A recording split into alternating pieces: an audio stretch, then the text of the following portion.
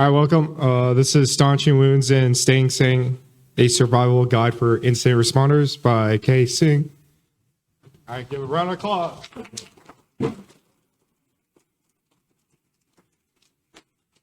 going to hide this here and hoping. Can everyone hear me? Is it working? All right, cool. All right. It would help if it was on. There we go. It would help if this thing was on. All right, cool. I'll apologize ahead of time. I've been traumatized by countless karaoke sessions with my team, so if this fades in and out, it's because they harassed me a lot when I tried to karaoke. All right, so just from the title, this talk is really about some of the soft skills that a consultant uses when they're doing incident response. I always say that incident response is first and foremost a customer service type role, to be honest. Yes, you have to be extremely technical, but you also have to manage the client and all these other expectations that come with it. So what's the point of having a clicker if it doesn't work? All right, cool.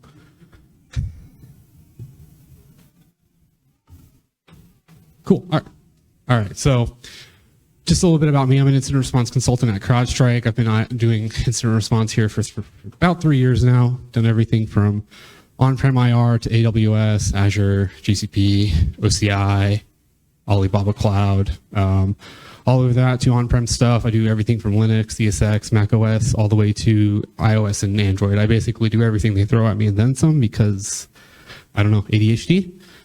Prior to that, I was also a consultant at Silence doing IR, and I also ran the forensics lab there. I worked with the FBI to manage evidence for cases that they did. So a lot of fun that was, because if I messed up, it was federal prison. So that's great. And I know some of you, I've been talking with some people, some of them may have heard of CCDC, which is the Collegiate Cyber Defense Competition. I'm a senior operations team member there. I essentially manage all the red team infrastructure and make sure they can terrorize the young, bright-minded students who are playing the competition. Outside of work, I really like my high-end audio, and I like working on my cars, which basically is, I like spending money, so like poor as hell. And I also love food, so Taco Spot Finder. Just a really quick disclaimer. As much as my parents wanted me to be one, not a doctor, a lot of this talk is really, drawing the core, parallels between an emergency medicine doctor and a consultant. So this is about as close as I got. A lot of the sort of knowledge I've gotten from here actually comes from Dr. Ruben Strayer. He's a emergency medicine doctor in New York. So a couple talks from him, lots of white papers. And what I've noticed when I was watching his work is that a lot of the things he talks about, we do in incident response, right? You have to take care of an ailing patient who's coming in, maybe they've got a gunshot wound or something, and you're trying to patch them up, right? So if you've got one person bleeding out from multiple places, your job is to explain how it happened, and you have to keep them happy. That's the critical part, is keeping them happy and not screaming at you. And you can't, order random tests willy-nilly, because then they're going to get pissed at you. Fortunate part of it. So you get different types of patients when you're working in an emergency room, right? You've got people looking for medicine refills, right? Hey, I ran out of my 800 milligrams of ibuprofen, or I need oxy or something like that. You get all the way up to maybe drunk patients or someone who took an edible, realized it didn't hit, they took another one. Now they're losing their mind in the ER, and really they just took too many edibles. So those are kind of like the unserious types, right? Then you get to the more serious types of patients, right? Gunshot wounds, car crashes, heart attacks, whatever. All of these patients need different kinds of triage and different levels of commitment, right? For the one who had one too many brownies, you kind of have to calm them down. For the ones who were in a car crash, you've got to do a lot more. It sort of parallels to the different type of clients you get calling in for incident response, right? You get clients, let's talk about the Kaseya of stuff a few years back, right? Everyone's hearing about Kaseya or SolarWinds or whatever, and they're calling in thinking, hey, we might be breached. And you get on the phone with them and they go, yeah, we don't actually use their product. So why are you calling in, right? There's a different level of triage there. We are getting a lot of business email compromise. That's always constant. It just seems to be ramping up, right? Someone wanted an Amazon gift card, they clicked on it, and your mailbox is compromised. Different level of triage. For a client like that, you're not going to be working, for most of the part, you're not going to be doing host-based analysis. It's all going to be an M365 or GWS. You get to some of the more serious stuff like ransomware cases, advanced persistent threat cases, some supply chain attacks. That requires a lot of triage and a lot of work. And the big thing in all of this, right, is that even if they didn't have an accident, right, even if they're just calling in for information, if you treat them rudely, they're not going to come back when they actually have an incident. They're going to go to someone else. Same thing for all these other cases, right? We have, we'll call repeat customers. They keep on coming back to us because we do good work, we're nice to them, and we're understanding, right? Every consultancy firm should strive for this, to be really good with the customer service and working with all these different kinds of so-called patients. So on the left, I've got 4 core responsibilities for a doctor, right? Patient safety. They have to keep the patient alive. It's kind of important. Symptom relief, right? If someone's coming in from a car crash, they don't just have broken bones. They have pain from the broken bones, right? They're lots of pain, they're in discomfort. So you've got to also alleviate the symptoms as well. Customer service, right? You need to have good bedside manner. If a doctor came up to you and kind of kicked you and said broken leg, going to be a little annoyed probably. Might be yelling at him, right? So you have to have a good bedside manner.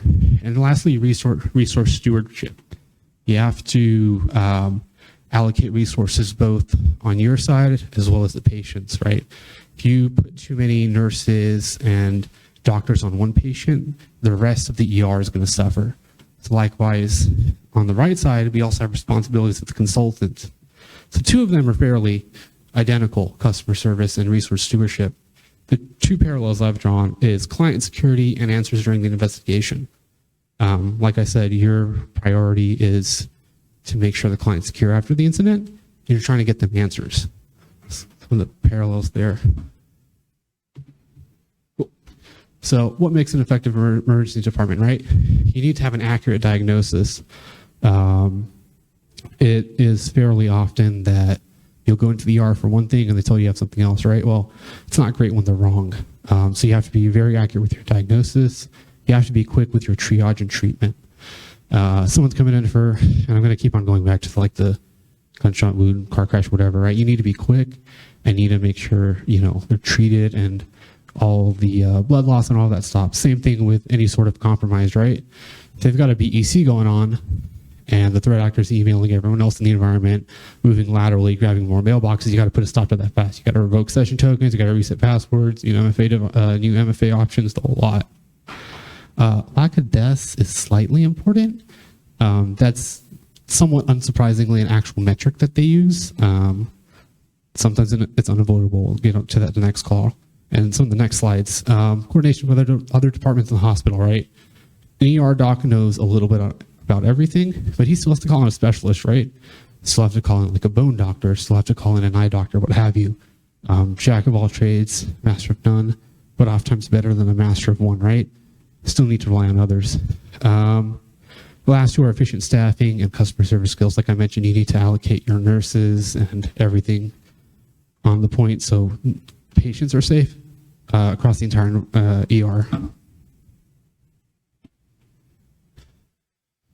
So I actually took this from the Veterans Association. This is their emergency response sort of like circle of life, right? You're supposed to be prepared, you're supposed to have an incident response plan, your recovery, and your mitigation. Real fast, except for the front row, how many of you have done IR? Right? So this might look slightly similar to this. This is a very, very brief and condensed overview of an IR process, right? Client calls in, you got to look at their environment, see what's going on. Then you get into analysis, containment and eradication, reporting and lessons learned. A lot of this, pretty much ends up in line with this, right? Your preparedness is the scoping call, your response is analysis, recovery is containment, mitigation is reporting and lessons learned. So a little bit of overlap there as well. For all of this, there's really one main takeaway, I think, from this entire talk is how to manage your internal and external factors. You can't control who's going to come in. You can't control how angry they're going to be. You can't control, what they have going on. What you can do is you can manage your team and you can manage the client as well. So we'll work our way outwards, and we're going to learn how to manage your team. First and foremost, managing yourself.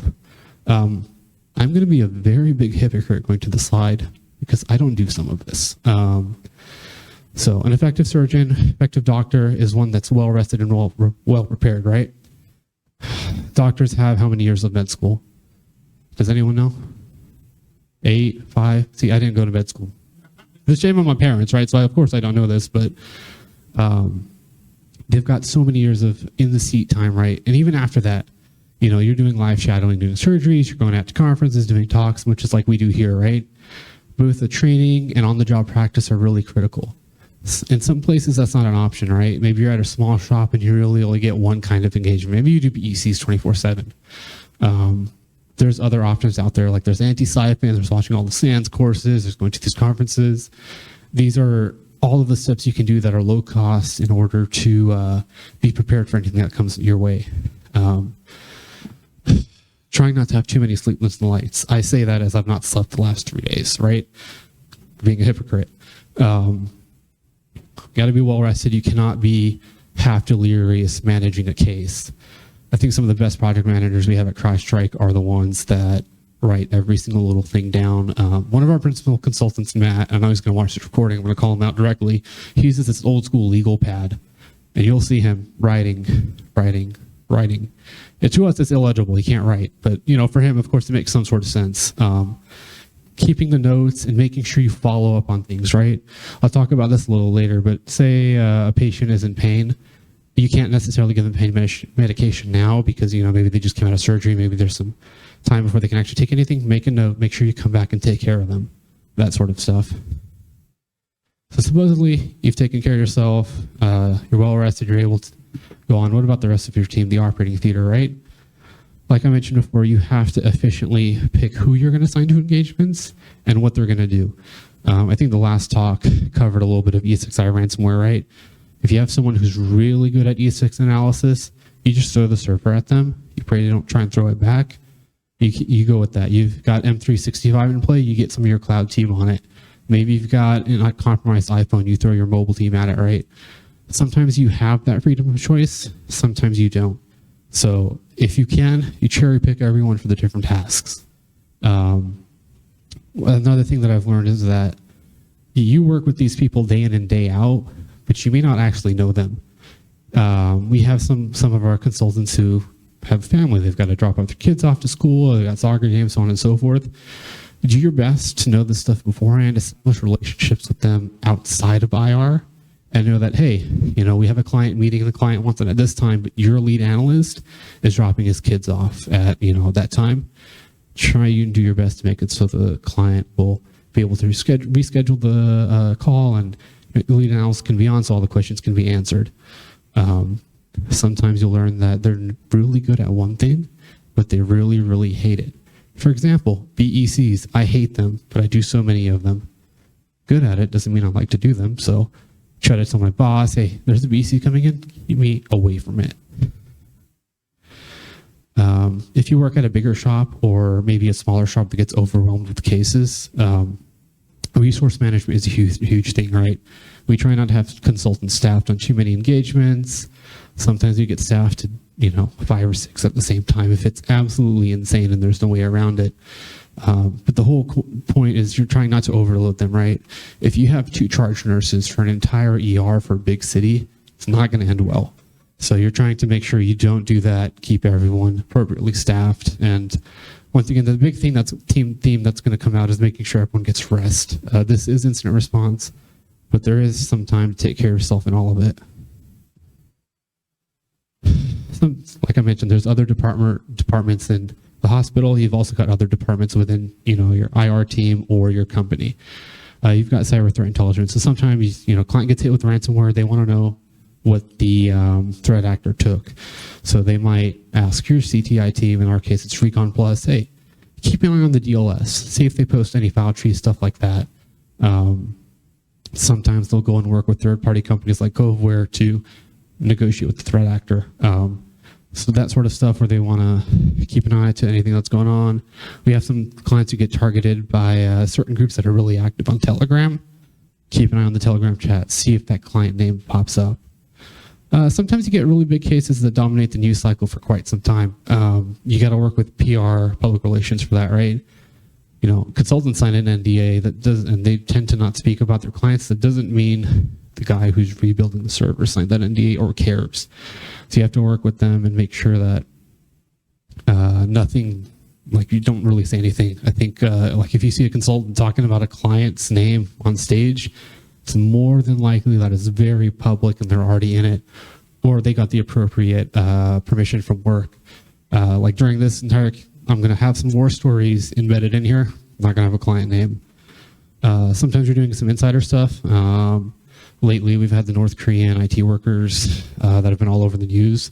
We work a lot with HR with that, right? Because inside our threat, there's a really big concern for IP theft, so they're going to be bringing in HR as well. Most of the time, especially for the North Korean stuff, once they realize they're being investigated, they disappear off the face of the earth. The other thing with this is when you're working with PR, if anyone's ever dealt with trying to file a Section 8K for material loss of business, that's really key. I think the last two big ones I'll call back to our MGM and Caesars, right? I think everyone's looking at the AK filings. There's some mortgage companies that got hit. They have to do the AK filings, all of this stuff, right? So there is a lot you can read in between the lines with those 8Ks. And you have to make sure, and I'll talk about this later too, right? There's deadlines that come with it. For legal counsel, some of us know some legal counsel really likes reports. We have some partners to where if we know they're going to be in there, we make sure we leave room for reporting. Some legal counsel doesn't need a report. You can leave a little bit of hours out and focus more on the client. A lot of these cases, you might have to work with recovery partners, right? We work with the Phoenix 24, Mox 5, Iron Gate, several others too, where you work with them in tandem. So you've got one surgeon over here doing one thing, you've got your charge nurses and other people in the operating theater doing other things. That's pretty much how the IR works, the entire engagement works. You're working in tandem at the same time. You can leverage these recovery partners in order to get evidence from systems that are broken. Maybe they're doing some restorations for AD. You can get them to get you the old AD so you can start looking at it. That's pretty much, the extent of the hospital. That's the extent of your team. It tends to be fairly easy to manage, but things happen, right? We've had people drop out of engagements midway due to family emergencies, right? You do your best to cover for them, fill in. That's sort of where all this resource management comes into play. The hard part really is managing the patient. We'll start off with scoping call. So get on the call with the client. Help, we're being attacked. They took all of our information. No, they didn't. So scoping calls are much like the intake form at a hospital, right? What's your current status? What's your past status? Do you have any past health history, any past surgery, so on and so forth, right? You need to know what's going on currently, right? You need to know if it's ransomware, if it's VEC, if it's APT, whatever. But you also need to know about any past history as well, right?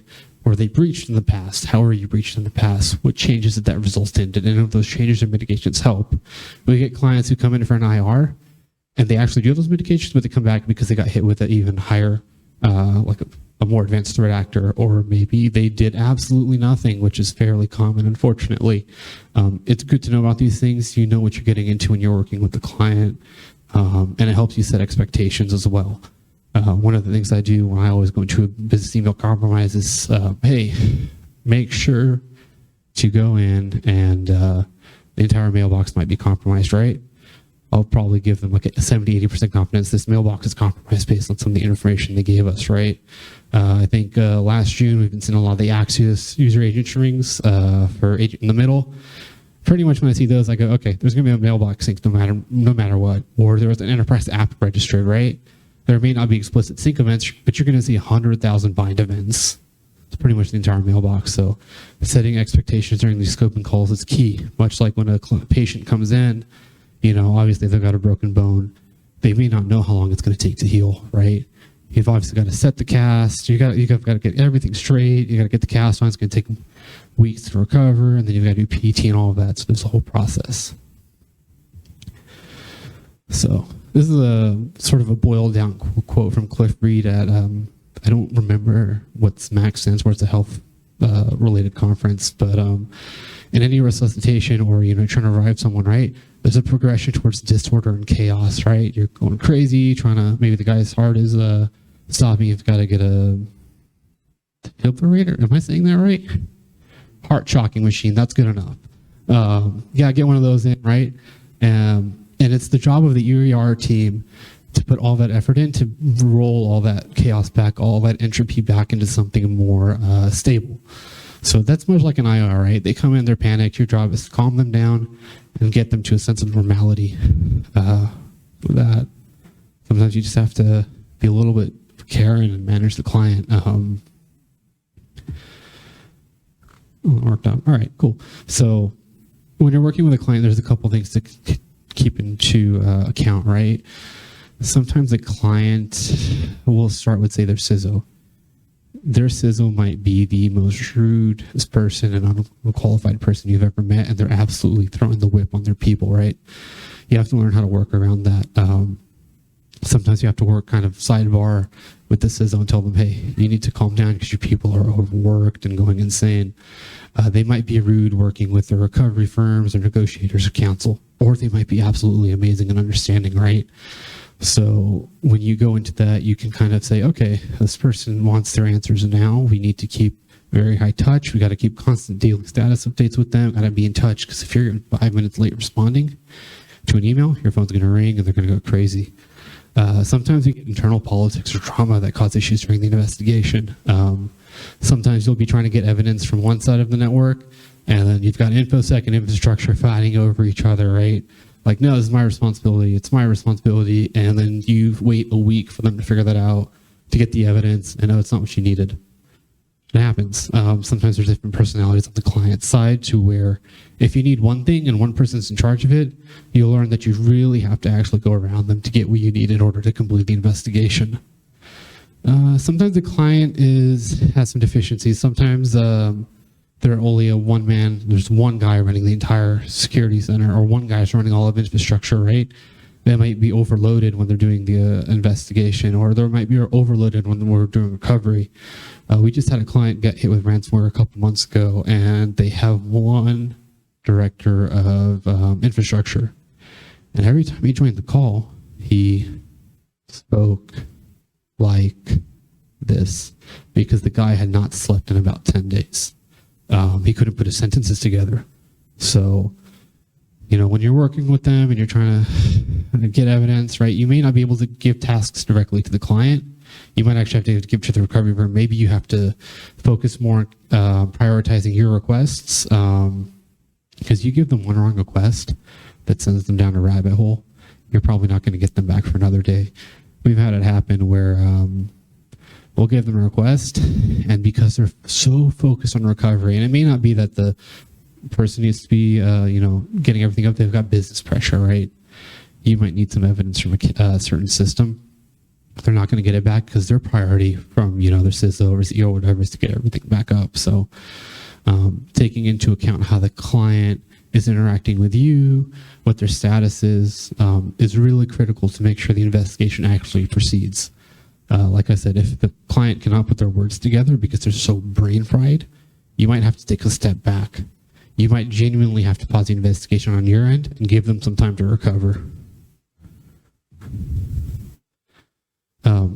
I like my really bad jokes. I find some clients like it too. Some clients hate them. But the whole point is, right, you have to build some good rapport with them.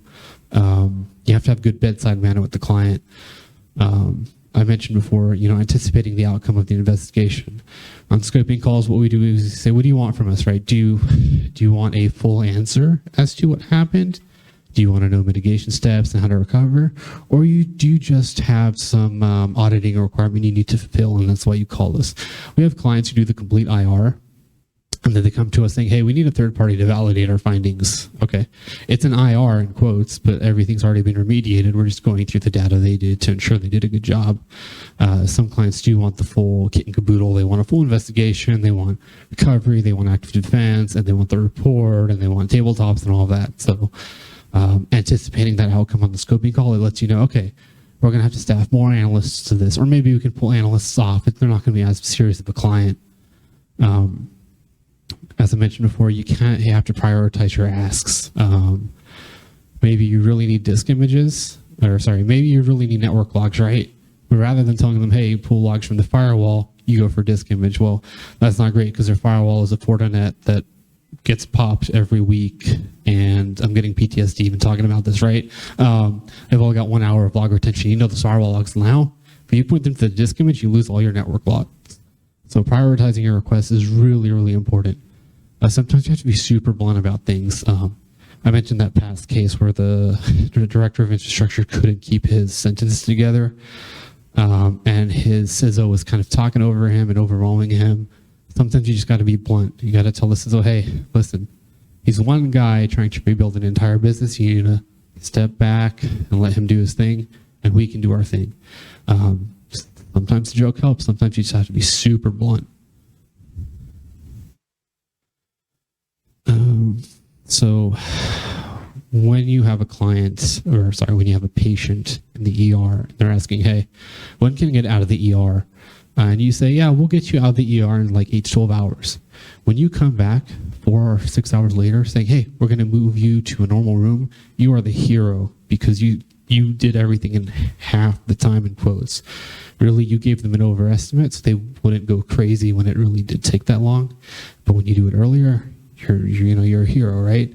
The same way we don't rush our work in order to meet any deadlines. So sometimes the client has a deadline saying, hey, we need to get this our business up by Friday. You know your analysis is not going to happen that fast. You know recovery is not going to happen that fast. You can't fake your work. You can't do anything in order to make it go faster. Sometimes you just got to say, all right, we can only do this much in a day or two, and this is at most what we're going to get. And maybe you'll meet that requirement. Maybe you'll go above and beyond. I always like to go to the BEC because it's so simple. But let's say they've got 6 custodians impacted. You say you can only get through 3 custodians worth of analysis in the next 3 days. When you come in with 6, you're a godsend because you did all that work so fast. So over promise, over deliver, making sure that you let them know that, hey, this is our estimate right now. You come in above and beyond, it's amazing. We have some clients who will want 3 calls a day for very, very minor work. We'll also get clients who only want email updates for really insane cases. We try to get a balance there, right? If you're working a high-touch case and they only want emails, you're bound to run into communication issues. Likewise, if you're on a call with them 3 hours a day, that leaves 5 hours for analysis at best versus 8. So try to make sure everything's in balance and all of that. Like I mentioned before, you have to tailor everything to the patient, right? Every engagement is going to require something different. There's never really a one-size-fits-all for investigations. I have an asterisk there from BECs because they all tend to be exactly the same at this point. Like I mentioned, BECs are very, very rarely going to touch the host. Nowadays, we're getting agent in the middle, man in the middle, to where you know what's going to happen when you see user reader strings, certain IPs, you know the full flow. And vice versa. If a ransomware as a service group came in, they almost never touch the cloud. They never touch M365. They never touch, maybe they might touch Azure endpoints or EC2 instances at best, but they're never going to touch the control plane. Obviously, you're still going to do your due diligence and check, but you pretty much know that they're just there to grab data and encrypt the entire environment. Sometimes you go crazy with your asks and you ask for disk images of every single box in the environment, right? It's not needed. If you've done an IR, and I know the last talk talked about deploying a Velociraptor for triage, same thing, CrowdStrike would deploy FFC, some shops deploy Velociraptor, some deploy Siler, what have you, right? You really get your triage data in first, and then you pull disk images for the boxes you need it. You don't go for disk images for every single box. You don't need to analyze every single user within Entra ID when you're really only focused on 5, right? You keep on rabbit holing down, trying to find more things when there's nothing there. You're going to lose all your hours, and you're going to have to go back for a mod. Client's going to be like, what the hell, right? You asked for 120 hours, you blew through 120 in a week, and you haven't found anything. Or you found things, but you've not completed the investigation. So you have to tailor what you do and tailor your actions to the specific patient. Sometimes when you're dealing with ransomware as a service or, any sort of self-propagating malware, you have to cut off segments of the network, just like a patient coming in, they got frostbite, you got to cut off their arm, right? Obviously, you can regrow a network, you can't regrow an arm, but the concept is the same, right? You have to lock them out. You have to lock them out now in order to stop the spread of whatever. Sometimes that temporary loss of the business is really what saves it. We'll get clients who have been hit with a ransomware actor, and we know they're active in the environment. And we say, hey, you need to cut off the WAN right now. They go, nah, we're fine. You get a call 2 hours later saying everything's down. But we've had that happen several times. We even had one client to where the threat actor was in their email and they saw the calendar invite for the incident response kickoff. And within 15 minutes, we saw them logging into the EDR, disabling it, and deploying CryptoLocker within 15 minutes of the email being deleted by the threat actor, right? So sometimes you just need to stop that spread fast. If you're dealing with something like an APT, they've already more than likely got into where they want to be. There's nothing you can really do to stop the spread. But in some cases, you can. You can cut off a limb and they're saved. Like I said, I know it's not exactly one-to-one. Is what it is. In an ideal world, we have our flow of what we're going to go through, right? We're going to look at Active Directory, then we're going to move on to ESX, we're going to look at network logs, and then workstations at the very end, right? We know that, hey, these systems are the ones that are most targeted by the threat actor. That's where we're going to look.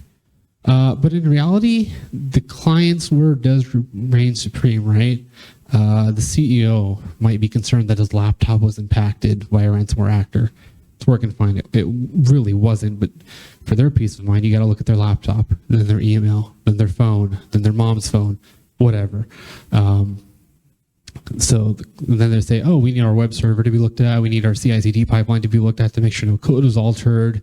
Then you get to go and start your analysis. Just when you think you're going, oh, the CISO's mom was impacted, whatever, something crazy. We've had some asks like that don't really make any sense. You still have to deal with it, and you still have to find a way around it, or maybe not around it, but how to incorporate into your workflow. Sometimes the answer is throwing more analysts at it. Sometimes you just have to pause what you're doing, get through their ask as quickly but as efficiently and truthfully as possible, and then you can go back to what you were really doing. We get some clients who really like yelling. I had one about 2 years ago.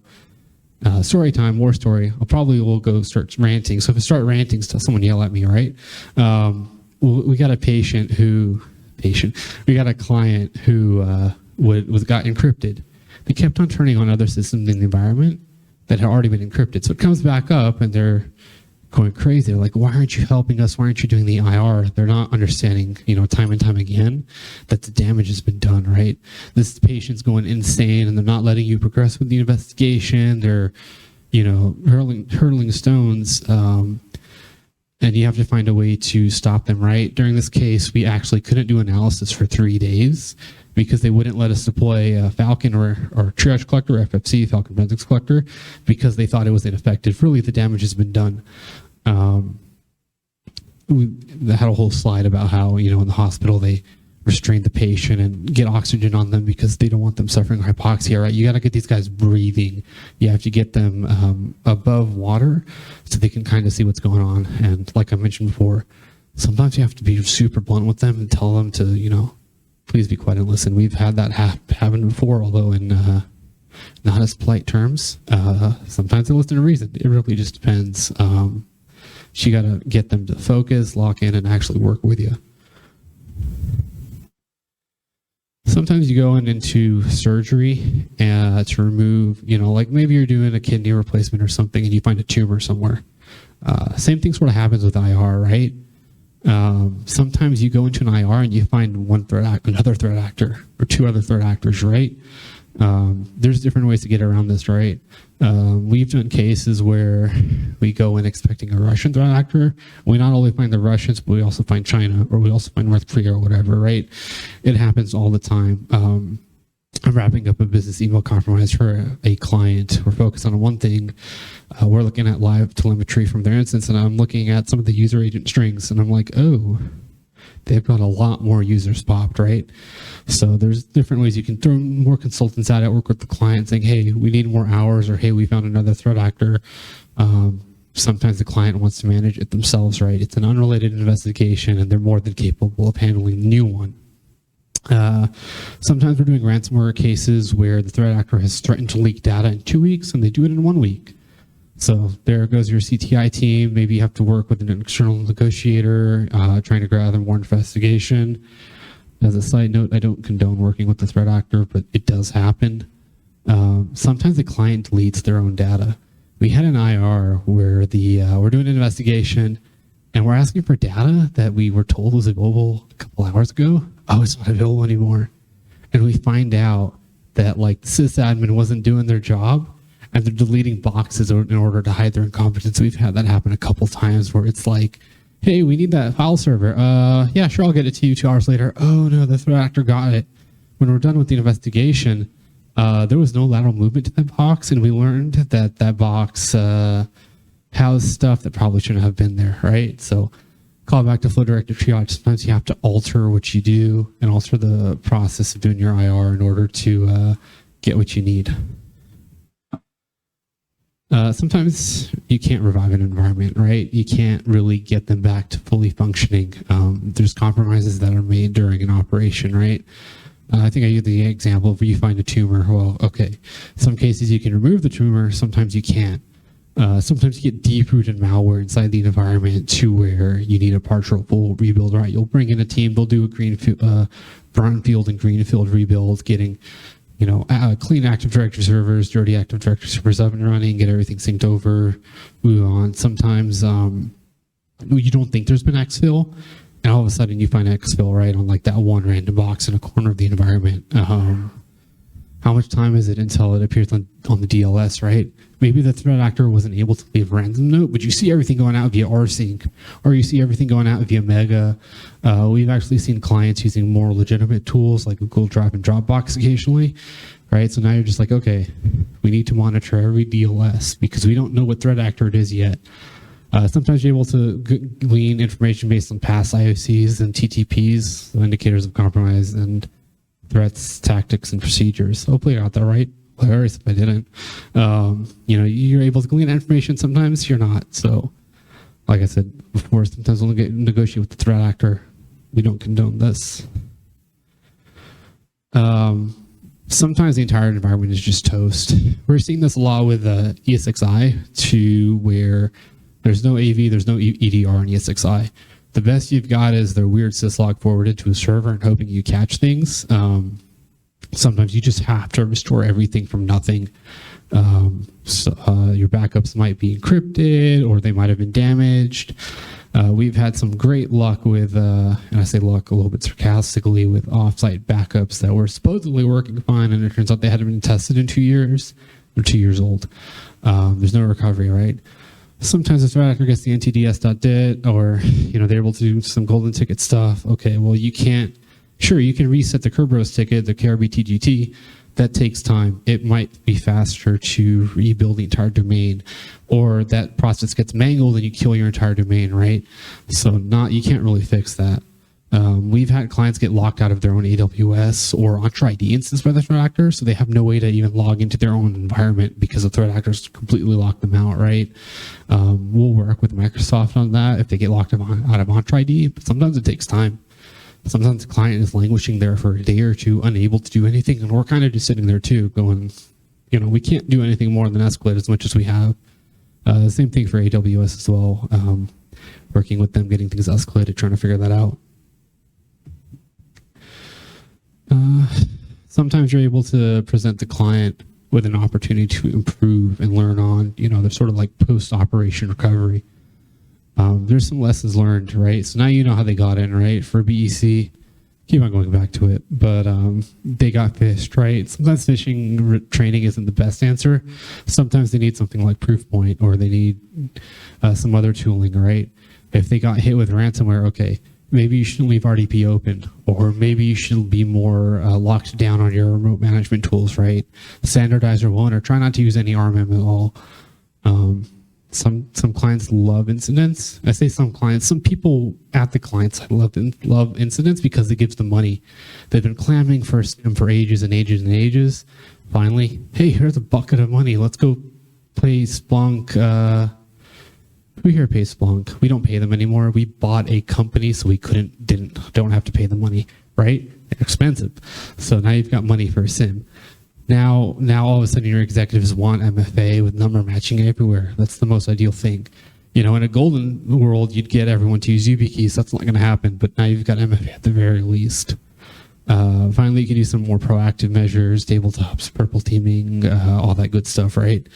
So this is just as somewhat settled. You're able to focus and rebuild and work on that in order to further fix your environment.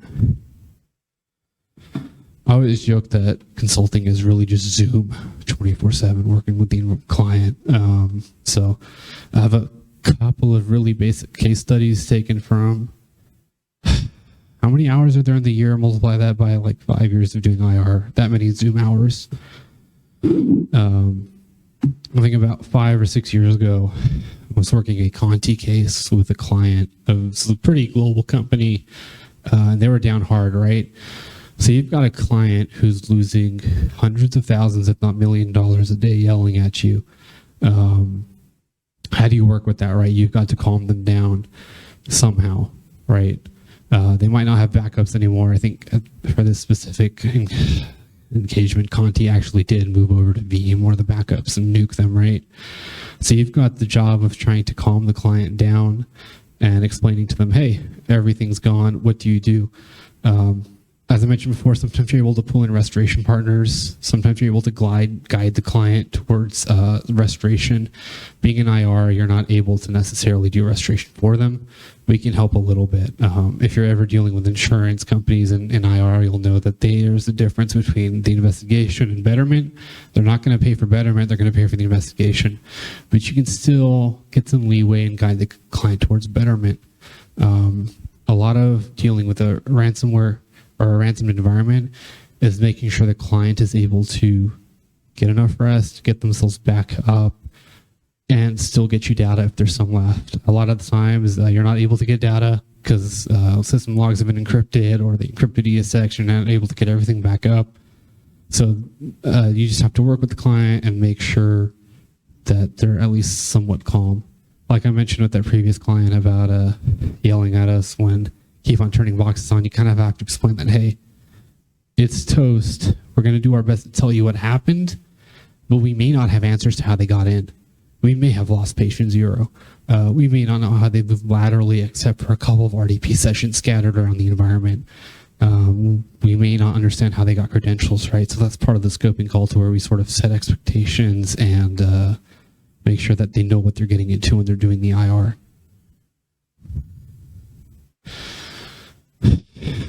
I really want coffee right now. That's why I have the slide. So I would fall for this fish. I've definitely seen some phishing emails where it's like, hey, it's food, and it's not food, it's a phishing test. I could really go for coffee right now. We get, like I said, we get a lot of VECs to where we get a VIP account compromised. That entire mailbox is more than likely gone. You've got to tell the client, hey, you have a Section 8K filing you're going to have to do, right? Because there was material impact. Maybe the threat actor will post, and I think it's pretty rare for BCs, but maybe they'll post on a DLS, hey, what's that one forum, like breach forums or whatever, right? Hey, we got access to the environment. Here's the list of all their clients. Cool. So now you've got to work with them on getting as much done as you can before that 8K deadline hits. I believe it's about 7 or 10 days when they find out they have material impact. You have to get or as much analysis as you can done so they can get that filing out to the SEC so they don't get sued or they don't get hit with the data controllers in the environment. If you're doing IR for a country that operates in different countries, and depending on where the data was taken, they're actually going to have different regulation rules and requirements for disclosure. I believe Europe and Japan are really, really strict about it. A little less so in America, but it is what it is. So a lot of the time, like I said, if I'm going into a BC, I tell them that mailbox is gone. We're going to do our best to prove that it wasn't, but prepare to have everything gone. We had 2 really interesting AWS cases in the last 2 years. One was where the threat actor got into the environment in, I believe, 2021, and we're doing the IR in 2024. So they've all got 1 year of CloudTrail, and all we can see is, hey, they've messed with some golden images, but that's it. They've got 2 years of mislogging. So you're going to have the client going, okay, what the hell? And what can we do to fix this? Fixing it is a matter of money and paying Splunk money. But as far as like how they got in, right, we're not going to have any proof of how they got in. We can only speculate. It's entirely possible that their admin, and maybe we're able to get this via dark net searching, right? Like their admin's credentials were leaked via like maybe they got hit with Redline or Luma, and we're able to discover that. They got some weird cases like that too, where your expectation with the client is we're not going to know what happened 100%. I don't think anyone ever is. But we're going to do our best to assure you that we're doing the best job we can. We're turning every stone we can. Maybe they have partial CloudTrail or full CloudTrail. They might not have CloudWatch, that sort of stuff. We also had a very interesting one where the main developer for this client had root keys on his device, and his personal device got popped. Well, the lesson there is to not let your developer store things on his personal laptop. In both of these cases, the answer isn't fully clear. I think for that second one, we weren't actually able to determine how the root key left the environment. We could only speculate. For the first one, we can only speculate. His credentials got stolen. For the second one, same thing. The outcome is it's only speculation. You're doing the best you can in order to make sure the patient is able to get back up and do their best to get back on the road to recovery. That's pretty much it. I've got some social media here. You can find my LinkedIn pretty easily, but I pretty much go by the same handle everywhere. I don't know if there's any questions, but that's pretty much it for me.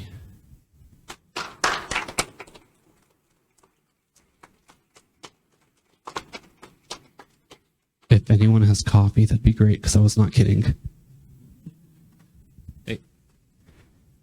Go ahead.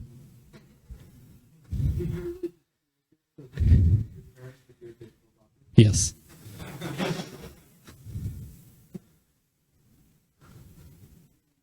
Oh, damn, you're right. Can I go back to the medical idea? You go to a surgery, you chop off the wrong arm, and you cause harm to the patient.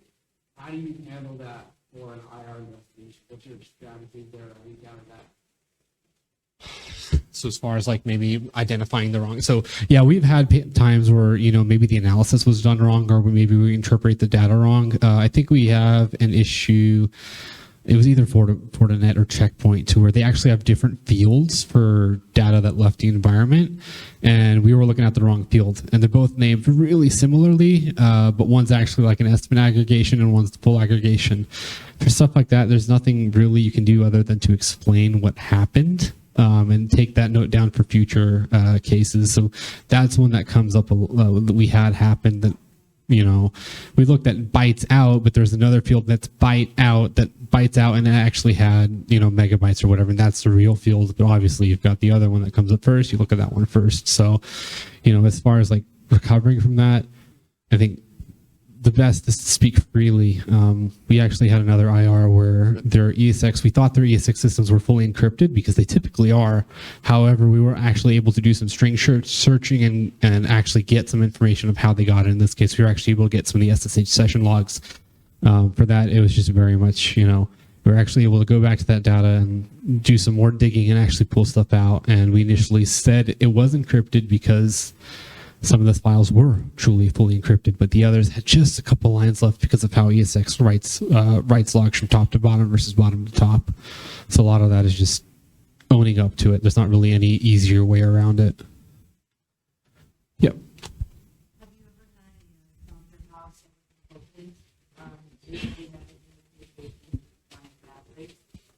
Yes, and I'd like to not talk about it. But yeah,